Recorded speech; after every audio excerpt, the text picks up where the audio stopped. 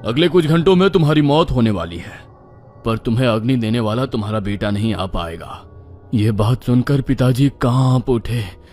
मैं खुद भी यकीन नहीं कर पा रहा था कि मैं क्या सुन रहा हूं। पिताजी दौड़ते भागते गए और थोड़ी देर बाद गांव के कुछ लोग और एक मांत्रिक को लेकर आए। उस मांत्रिक ने जैसे ही दरवाजे के अंदर पांव रखने की कोशिश की, वो किसी अजनबी शक्ति द्वारा पीछे फेंक दिया गया। सब ये देख हैरान हो गए। मांत्रिक समझ गया कुछ बड़ी अघोरी शक्ति यहां आ चुकी है। वो आंखें बंद करके बैठा। उसे शायद सब कुछ समझ आ गया था। उसने आंखें खोली और जो कहा वो सुनकर सब दंग रह गए। बाबू, तुम्हारे साथ भयंकर वाला खेला हो गया है बाबू। तुम एक पिशाच के अधीन हो चुके हो। क्या? मैं तो सिद्धि प्राप्त कर रहा था। मैं जैसे तैसे बोला।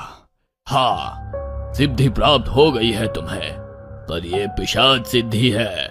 तुम इस सिद्धि के काबिल ना होते हुए भी तुमने सिद्धि प्राप्त कर ली। अब उस बच्चे का पिशाच तुम पर हावी हो गया है। अब वही तुमसे सब करवा रहा है। ये सुन मैं डर गया। बच्चे का पिशाच? कौन सा बच्चा? कैसा बच्चा? फिर मुझे वो रात याद आई जब बाबा उस नवजात छोटे बच्चे की लाश विधि में इस्तेमाल कर रहे थे। उसी पर चावल डाला था और जब चावल खाकर मैंने पूरा किया था तो नीचे किसी बच्चे की लाश नहीं थी। वो कोई चमत्कार नहीं था। मतलब वो बच्चा नहीं, ये नहीं हो सकता। उस बाबा के कंधे पर भी बच्चे का पिशाच बैठा था, पर बाबा बूढ़ा हो चुका था। उसकी मौत नजदीक आई थी, इसलिए उस पिशाच को एक नए शरीर की जरूरत थी। उसने तुम्हें फंसाया है बाबू।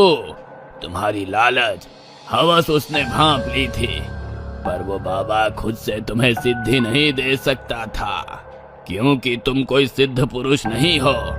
तुम एक साधारण आदमी हो। कोई सिद्ध पुरुष ऐसे गंदे पिशाच अपने पास नहीं भटकने देते। पिशाच वाली इस सिद्धि के कुछ नियम होते हैं। अगर सिद्धि प्राप्त करने वाला आदमी सिद्ध पुरुष ना हो तो वो सिद्धि प्राप्त करने के बाद पिशाच पर काबू नहीं रख सकता। अगर वो आदमी किसी भगवान को नहीं मानता तो पिशाच उस पर हमेशा के लिए हावी हो जाता है। दूसरे इंसान को सिद्धि देने से पहले सिद्धि से दूर रहने के लिए कहना पड़ता है, और उसके बावजूद कोई साधारण आदमी मना करने के बाद भी 3 बार सिद्धि की मांग करे तो सिद्धि दी जाती है। साधु बाबा ने तुम्हें 3 बार वार्निंग दी, पर तुमने फिर भी सिद्धि मांग ली। सिद्धि से आने वाली दिक्कतों के बारे में बताने के बावजूद तुमने हामी भर दी और तुम फंस गए। मैं ये सुनकर सुन्ना हो गया। गांव वाले भी एक दूसरे की तरफ देखने लगे। फिर मांत्रिक अचानक बोला, पर सबसे बड़ी गलती जो तुमसे हुई है वो खुद तुमने की है, ना कि उस साधु ने। गलती? कौन सी गलती? मैं सोचने लगा। साधु ने बोला, साधु ने तुम्हें खेत वाले कुएं पर चावल के हिस्से डालने को कहा था, पर तुमने इस घर के कुएं में चावल डालना शुरू किया। यही तुम्हारी सबसे बड़ी गलती है। यह पिशाच इस घर के कुएं में पैदा हुआ, इस घर की 4 दीवारों में, ना कि किसी जंगल, शमशान या खेत जैसे खुली जगह में। ये बात सुनकर मेरे रोंगटे खड़े हो गए। सारे गांव वाले मेरी तरफ हैरत भरी नजर से देखने लगे। मांत्रिक ने कहा, खुले आसमान के तले किसी कुएं या नदी पर चावल डालते रहते तो तुम भी हर जगह जा सकते, या हम तुम्हें पकड़कर किसी मंदिर ले जा सकते जहां से पिशाच भगाया जा सके। पर तुमने इसके घर के कुएं को चुनकर इस घर को पिशाच का घर बना दिया है। अब ये पिशाच ये घर कभी नहीं छोड़ेगा। तुम्हें अब इस खंडहर से कभी बाहर नहीं आने देगा, ना इस खंडहर को किसी को छूने देगा। अब तुम हमेशा के लिए इस घर में बंद हो चुके हो। मैं तो क्या, कोई भी अब तुम्हारी मदद नहीं कर सकता। क्या? मैं रोने लगा। यह नहीं हो सकता। मुझे तो इस गांव से नफरत है। इस खंडहर जैसे घर में रहने का सोच भी नहीं सकता। मुझे तो अमेरिका जाना है, गांव में नहीं रहना। इस खंडहर में एक पल भी नहीं।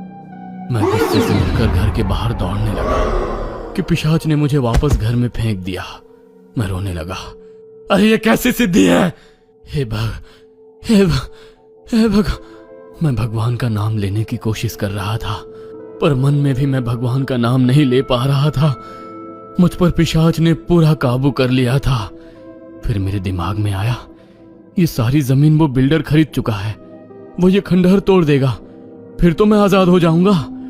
तभी मेरे कानों में वही आवाज गूंजी, ये खंडहर अब ऐसे ही रहेगा, कोई इसे तोड़ नहीं पाएगा। यह मेरा घर है और तुम मेरा शरीर। अब जब तक तुम्हारी मौत नहीं आती तब तक ऐसे ही रहोगे, वही करोगे जो मैं करवाऊंगा।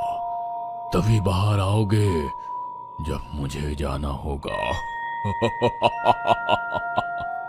वो हंसी की आवाज गूंज उठी। मैं रोने लगा।